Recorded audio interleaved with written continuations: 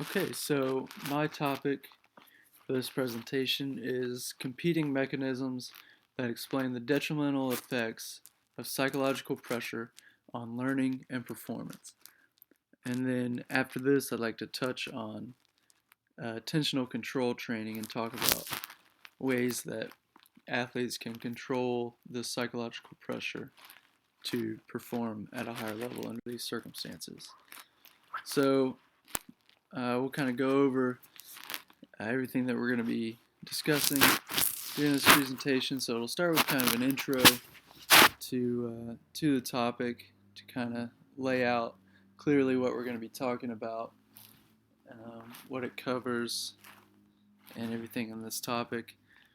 And then we'll talk about three theories that were presented that explain why this effect occurs. And then we'll touch on one theory that is kind of a combination of the previous three. And then we'll talk a little bit about this attentional control training as a way to control this and to still perform at a high level under these circumstances and situations. So basically what we're going to be talking about is that psychological pressure clearly has an effect on performance. So basically what we're talking about is in these high pressure situations, the end of the game, a big game, game's on the line, and you have to make a play. Why is that more difficult to perform in that situation than other situations? And how the pressure that's put on you, on an athlete in that situation, why it affects them in such a way. So these situations require the athlete to focus and concentrate on the task, to block out the pressure that's on the moment. And then, when they perform well under these circumstances, we say that they're a clutch athlete or they had a clutch performance. Basically, the game was on the line and they made a big play to win the game for their team. And when they don't, we say that they choke. So it's be a pretty tough stigma to live with as an athlete. Everyone thinks that you're a choker. You choke in the big game. A lot of people think of Tony Romo, the Dallas Cowboys quarterback. When they think of this, he never seems to win the big game. And then some athletes like a Michael Jordan or a Kobe Bryant, people think of them as clutch because it seems that every time the game is on the line, they're able to handle the pressure and to make a big play for their team, and they've been pretty successful with it throughout their careers. And so, this next slide, I couldn't figure out how to embed the video on the slideshow, but if you'll just click the link, it should come up. And this is just kind of a compilation of 10 times that, athletes or teams were in a big game, a big situation, a big match or race, whatever the case may be, and they didn't handle the pressure well, and they weren't able to perform at a high level, and they failed or choked, as they say. And then this is a video of Michael Jordan's iconic last shot. It was in the NBA Finals against the Utah Jazz, and it came down to the final seconds, and he steals the ball from the other team, goes down the other end of the floor, does the crossover, maybe pushes off a little bit, some people like to say, but still makes a big shot and wins the game for his team with only a few seconds left to play. Okay, so now I'll go into the theories that are presented in the book that talk about why this phenomenon occurs, why athletes tend to struggle in these high pressure situations. First, I'd like to say that the book makes the distinction between theories or hypotheses that describe the nature of the relationship between pressure and performance. And then there are theories that explain why psychological pressure causes a performance decrease. And these three that I'll present that are in the book, um, they seek to explain why psychological pressure causes this decrease in performance. So the first theory that we'll talk about is known as the processing efficacy theory. So basically, this theory states that pressure and stress and worry from these high pressure situations and environments, uh, it reduces the processing and storage capacity of the information processing system in the brain. So basically, it's a diversion of attention of the athlete from these task relevant cues, right? So he sees all these other things going on that draws his attention away from completing the task that he needs to complete. Um, so that would obviously reduce his efficiency at completing the task, and his performance would go down. Um, but this worry and the stress uh, does produce an increase in effort, which compensates some for the reduced effectiveness, but even that can sometimes be even more detrimental when when an athlete is trying too hard. Sometimes they can still have even more of a decrease in their performance. And so we'll move on to attentional control theory. So this theory, it's said to be kind of an extension of the processing efficacy theory.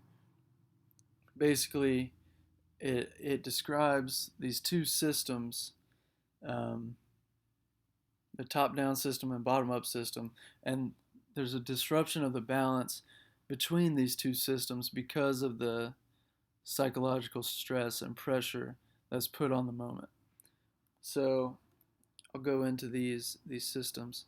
So the top-down system is goal directed, goal oriented. So um, in this system, the athlete is focused on current goals and tasks. The bottom-up stimulus or bottom-up system is stimulus driven. So it causes the athlete to lose focus of the current goals and focus on another stimulus or other stimuli. The example that the book gives is a penalty kick in soccer.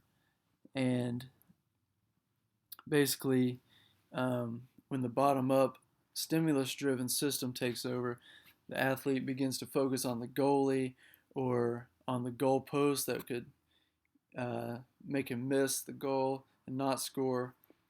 And so he loses focus on the task, the goal of kicking it into the net. And that causes a decrease in his performance. So these two theories, the attentional control theory and processing efficacy theory, are distraction theories. So the attention is shifted away, right? So um, irrelevant information draws attention away from the task or goal. So, like I said, he begins to focus on all these other things that are going on, and that in turn uh, hurts his performance. And then an article by Eysenck and Calvo called The Anxiety and Performance, the Processing Efficacy Theory. It talks about inhibition and shifting, right? So basically, all these other stimuli inhibit the processing um, centers, the processing information processing system from focusing on the task that it needs to be focused on. So it loses sight of the goal that it ultimately set out to accomplish. And then there's a shifting to some other stimulus or other stimuli. It could be multiple things that now the athlete is trying to focus on because he sees all these other things going on and his performance suffers because of it. And so that'll bring us to the conscious processing hypothesis. And this basically states that pressure in a situation in a big game causes a heightened self-consciousness. And so basically the athlete has a shift to an internal focus, right? So basically, the book describes it as trying to attempts to consciously control skills that were previously automated, right? So if you think about a basketball player that's shot a free throw or a three-pointer thousands and thousands of times, he could walk into an empty gym and pick up a ball and shoot it um, basically the same way he has for years. It's because it's come so automated to him. He's done it so many times. But then in a high pressure situation, he begins to think about all the cues of how to shoot it the right way. He begins to think, okay, I got to make sure I keep my elbow in. I got to make sure I'm looking right at the rim. I got to make sure I jump and make sure I follow all the way through with my wrist. And so this internal focus um, hurts his performance because he doesn't perform the skill at the same level that he did when it was automated, when he didn't have to think about it. So the book talks about how when we're learning a motor skill, such as shooting a basketball, we have this internal focus that we have to focus on all these cues about how to shoot the ball well. But once we learn it and do it over and over again, it becomes automated. We can do it without thinking about it.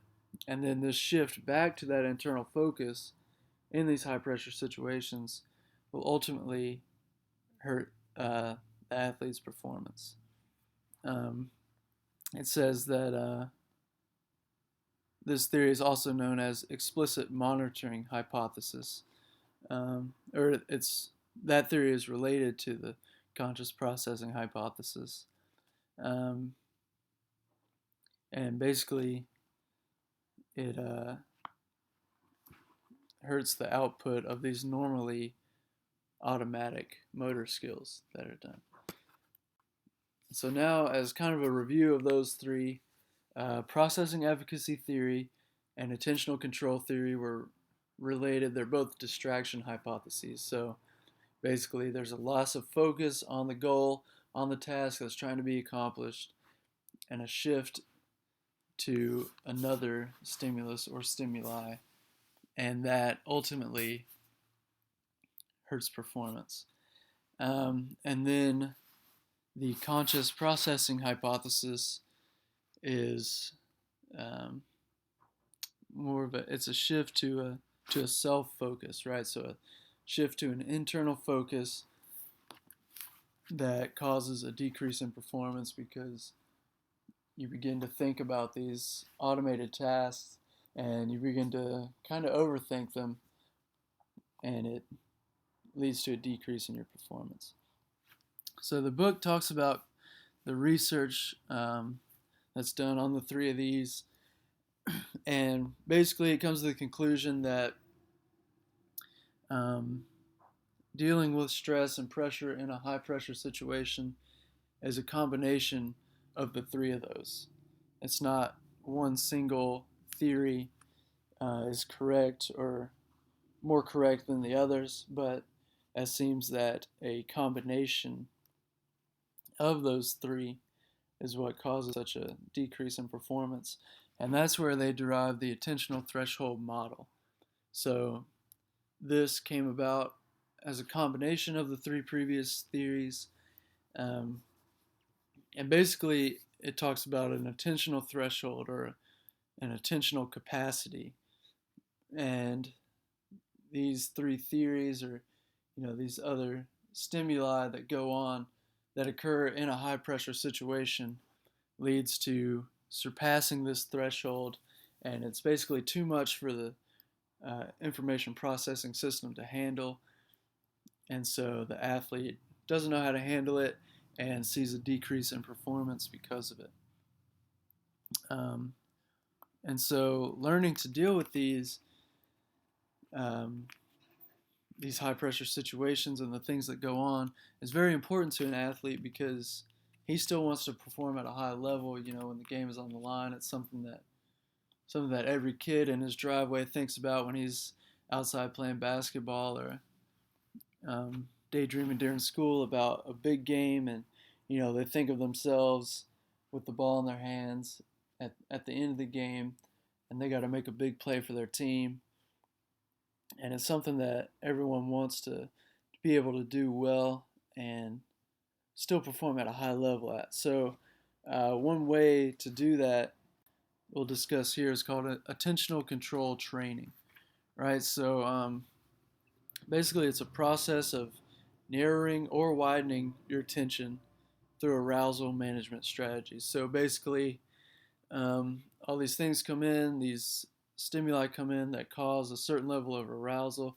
Being able to manage those through certain strategies is important. So attention will narrow as your arousal increases.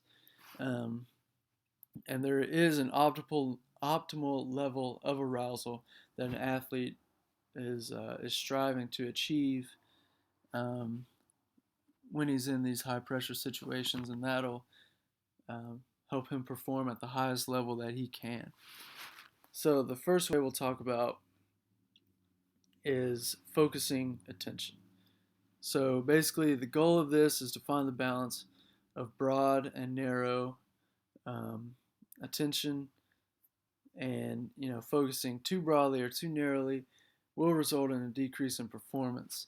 The book gives a good example of a quarterback in football that if he's too focused too broadly on seeing the defensive line coming at him, and focusing on all of his receivers running all their different routes, and it's too broad in that respect, he'll probably fail in that situation. He'll probably be either intercepted or sacked or incomplete pass, something like that. Whereas if his attention is too narrow, where he's focusing on only one receiver, looking at him the whole time, then obviously the defense will be able to make a play on that, and he'll be unsuccessful again. So there's that balance of broad and narrow, while there's also a balance of internal and external focus. And arousal management is part of this. So um, Nidefers, his theory is seen in this chart here. So basically there's a spectrum of internal and external focus on the vertical axis, and broad and narrow on the horizontal axis. So basically it's a kind of a way to measure an athlete's focus, where internal and external focus talks about the direction of their focus, while broad and narrow talks about the width of their focus, right? So basically finding this balance is important to an athlete to be able to perform at a high level. And he also talks about the 6 subscales of attention, and it ranges from broad external, broad internal, narrow focused, external overload, internal overload, and reduced attention, and how these will have an effect on performance. And that's found on page 145, that table that talks about those subscales of attention. But basically, what I want to point out is just there is a spectrum, and there is an optimal level of each one, of how the width of their attention and the direction of their attention. There is an optimal level that athletes need to find in order to compete at a high level in these high pressure situations. And then finally, thought stopping and centering.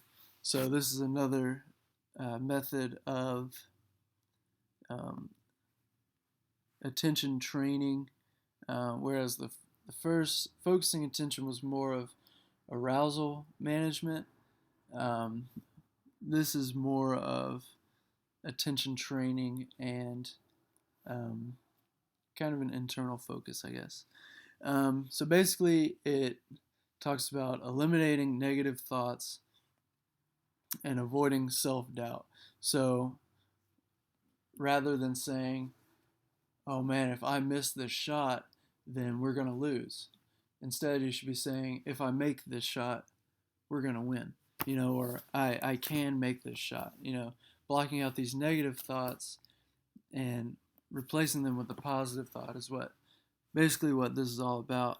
Because when we have these negative thoughts, we begin to doubt ourselves, and that would lead to a decrease in performance. Whereas a positive thought can positively impact performance, especially in these types of situations. So the first concept is thought stopping. So this is basically stopping a negative thought once it comes into your mind and replacing it with a positive one. So if you begin to think that you might miss the shot, or you might miss the field goal or the kick, or whatever the situation may be, you got to be able to block that thought out and replace it with a positive one of saying that you can make the shot, you can uh, successfully complete the task in this situation. And then the next concept is centering. So basically, this is directing your thoughts internally. So basically, this is where the athlete will make adjustments in his attention and his arousal. Um, and an important part of this is known as the centering breath, which the book talks about. And basically, it's designed to gain internal physical balance, and kind of renew your focus on the task. So basically, it's a deep diaphragmatic breath, um, followed by a strong exhale, and trying to relax your muscles, relax your thoughts, and internally focus on the task, um, and then being able to perform the task well, right? So we see this a lot um, of basketball players when they're at the free throw line. They take a few dribbles, whatever, spin the ball a little bit, whatever their routine is, and then they take a big breath and pause for a second and then shoot. So this centering breath, it really helps to focus on the cues that you need to be able to perform the task correctly and well, and it just helps to calm the athlete down in these high pressure situations. This deep breath does a lot for an athlete. So these are the 4 steps of thought stopping and centering. So the first one, as we talked about, replacing any negative thought with a positive one. So instead of saying, man, I'm scared, I might miss this shot, I might strike out, I might fail, you need to be saying to yourself, I can do this, I have confidence in myself that I'm able to complete this task. And then the second step is the centering breath, like we've talked about. Using that to slow down, to center our attention and adjust our arousal level to be able to complete the task. Dr. Stephen Walker talks about this centering breath having a parasympathetic effect that slows the nervous system down, and using these big deep breaths, it slows our respiratory rate down to as low as 5 breaths a minute, and being able to do that, as I said, it has a parasympathetic effect on the nervous system and initiates a calming response in the body, so the athlete is calm. And then the third step, he'll focus on an external cue. So in the example of a basketball free throw, He'll look at the rim or the back of the rim, some coaches like to say, whatever the case is, and focus on that external cue. And then finally, number 4, he'll execute the skill once he's found that attentional control. So once he's able to calm himself down, to find that appropriate level of arousal, to have that parasympathetic control through the centering breath. Once he's found that calmness and that confidence, then he'll be able to execute the skill at the high level as he should. So this is a video from YouTube about dealing with pressure. The guy is super goofy, but he does make some points about specifically his first and second point and his third point. The first two kind of talk about the thought stopping and positive self-talk, replacing those negative thoughts with a positive thought, like we looked at. And his third point kind of touched on the external cues we talked about he talks about feeling the floor and hearing the crowd and using your senses to focus on these external cues. So he does make a few points even between his goofiness.